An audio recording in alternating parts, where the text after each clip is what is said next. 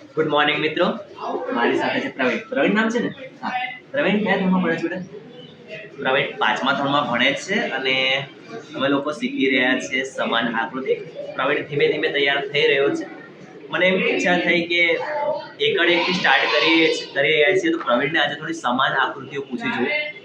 સમાન આકૃતિઓ જે આવે છે એમાં હું પ્રવીણને પૂછવાનો પ્રયત્ન કરું છું અને પ્રવીણ એના કેવી રીતે જવાબ આપે છે, મતલબ ABCD માંથી કેવી રીતે શોધી શકે છે, કેટલા ઝડપથી શોધી શકે છે, એ પણ તમને હમણાં જ સમજાઈ જશે. પ્રવીણ, પહેલો ઓપ્શન છે, પહેલો વિકલ્પ છે બેટા, પ્રશ્ન 1 છે, એમાં સમાન આકૃતિ કઈ છે આના જેવી ABCD માંથી? ઓપ્શન સી માં. બીજામાં કઈ છે?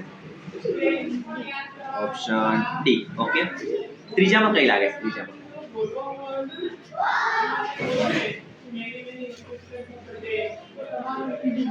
ડી.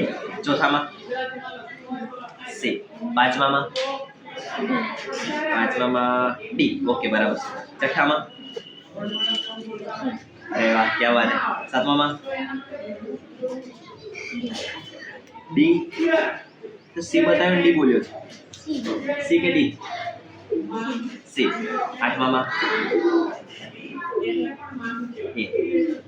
વાહ, મતલબ આટલી ઝડપથી જવાબ આપી શકે છે એ મારા માટે તો આશ્ચર્યની વાત છે, કારણ કે થોડા સમય પહેલા આવ્યો ને ત્યારે બિલકુલ બોલતો નહોતો અને વાત પણ કરતો નહોતો, અને એને જે આપતા ખાલી બેસી રહેતો, લખવાની પણ વાત નહોતો કરતો. વાહ બેટા, તને ફાવે છે યાર? મજા આવે છે? ઓકે, હવે ખબર પડે છે કે વાંચતા આવડી ગયો છે, ભૂલ પડે છે થોડી આવડી ગયું છે. અને એકડા કેટલા સુધી આવડી ગયા છે પાછા? 51 સુધી. વાહ, સરસ. ઓકે બેટા, ચાલો.